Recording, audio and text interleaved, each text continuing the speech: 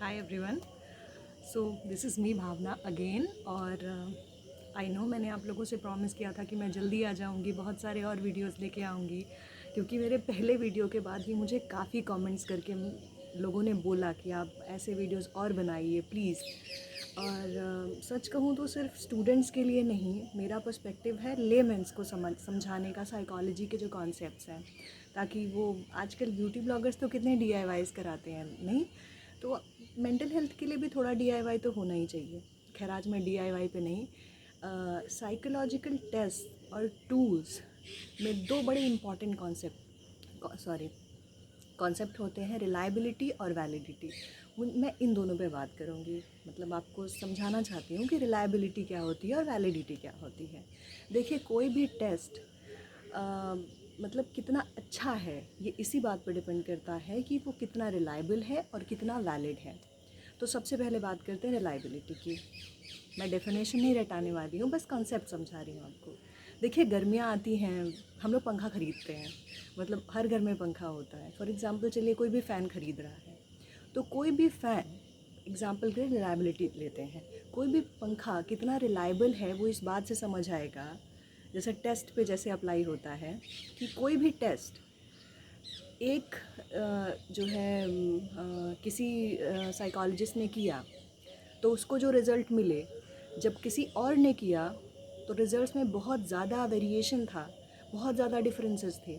जैसे मेरे यहाँ तो दुकान वाले के यहाँ पंखा चला, लेकिन मेरे यहाँ नहीं चला, तो पंखा रिलायबल नहीं है कि नहीं?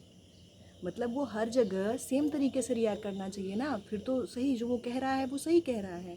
तो बिल्कुल ऐसे ही हमारे साइकोलॉजिकल टेस्ट होते हैं कि वो जो मेजरमेंट दिखा रहा है या जो रिजल्ट्स उसने शो किया जब कोई एक साइकोलॉजिस्ट यूज़ कर रहा था और जब किसी दूसरे टेस्ट टेकर ने टेस्ट लिए तो उसने सेम रिज़ल्ट प्रोवाइड किए। हाँ, थोड़े बहुत तो डिफरेंसेस होंगे, बहुत माइनर, बट वो सिग्निफिकेंट नहीं होने चाहिए डिफरेंसेस।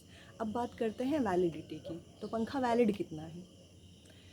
फॉर एग्ज़ाम्पल वो कहता है कि 3 मीटर तक हवा फेंकता है ये, ठीक, बट हम जब घर पे ले आते हैं तो वो 1.5 मीटर भी नहीं देता है।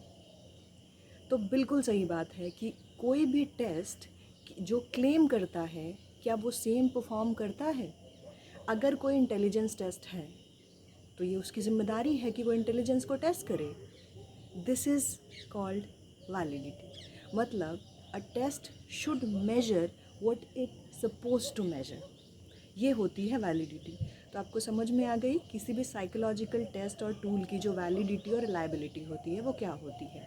रिलायबिलिटी मतलब कि कोई भी उसका जो सारे टेस्ट जो आफ्टर दैट किए जा रहे हैं पहले टेस्ट के बाद, वो सारे सेम रिज़ल्ट प्रोवाइड कर रहे हैं आपको, कोई ख़ास डिफरेंस नहीं है उनके रिज़ल्ट्स में।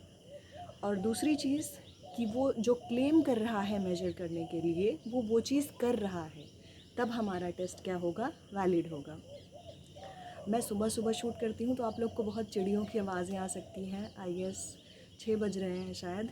तो और मैं उम्मीद करती हूँ और मैं कोशिश करूँगी कि मैं कंसिस्टेंट रहूँ। अभी मैंने बस फ्रेशन अप हुई एंड फेस वॉश किया और मैं यहाँ पे आ गई अपने छत पे और शूट कर रही हूँ इसे। होप सो कि आप लोगों को ये पसंद आएगा आगे। और प्लीज़ कमेंट सेक्शन में और भी चीज़ें बताएं कि आप किस चीज़ पे वीडियो चाहते हैं। कुछ स्टूडेंट्स थी जिन्होंने मुझसे कुछ टॉपिक्स पे चीज़ें बोला था, जैसे कि साइकोपैथोलॉजी और ऐसी कुछ चीज़ों पे वीडियोस। तो definitely I will come with that, but फ़िलहाल मैं थोड़ा सा बिज़ी थी तो मैं उन सारे टॉपिक्स को नहीं कवर कर पाई। बट मैं अभी आप लोगों को एक बात बता दूँ कि ये कॉन्सेप्ट है CBT। जैसे मैं काउंसलिंग साइकोलॉजी की स्टूडेंट हूँ, तो या रही हूँ कह लीजिए, ऑलमोस्ट ओवर हो गई हूँ। तो जो काउंसलिंग साइकोलॉजी में इंटरवेंशंस यूज़ होते हैं, काउंसलिंग के लिए इंटरवेंशंस यूज़ होते हैं, उसमें टेक्नोलॉजीज़ होती हैं, टेक्निक्स होती हैं। CBT एक काउंसलिंग टेक्निक है, mother of all the techniques. तो मैं चाहती हूँ कि मैं आप लोगों के लिए एक पूरी सीरीज़ लेके आऊँ CBT की, CBT को अच्छे से एक्सप्लेन करूँ आप लोगों को। और ये ना मुझे आइडिया आया ये ब्यूटी ब्लॉगर्स से और बाकी जो होम रेमेडीज़ या DIY कल्चर जो है, तो आप लोग अपने मेंटल हेल्थ के लिए कुछ DIY टेक्निक्स यूज़ कर सकें।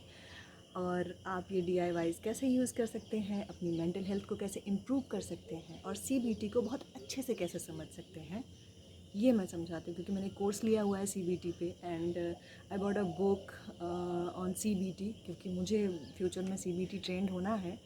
तो इसलिए तो मैं आप लोगों को इन्फॉर्म कर दिया है मैंने इस बारे में। तो मेरे आगे सारे आने वाले वीडियोस मैं कोशिश करूँगी कि वो CBT की एक पूरी सीरीज़ हों, बिगिनर्स लेवल के लिए, मतलब जिन्हें साइकोलॉजी का कुछ आगे पीछे पता नहीं है उन्हें भी हेल्प करेगा ये, वो भी समझ पाएंगे कि व्हाट इज़ CBT, और शायद वो एडवांस लेवल तक जा पाएँ इस पर।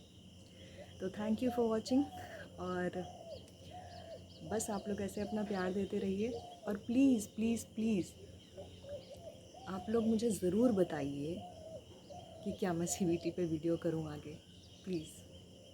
Thank you, bye.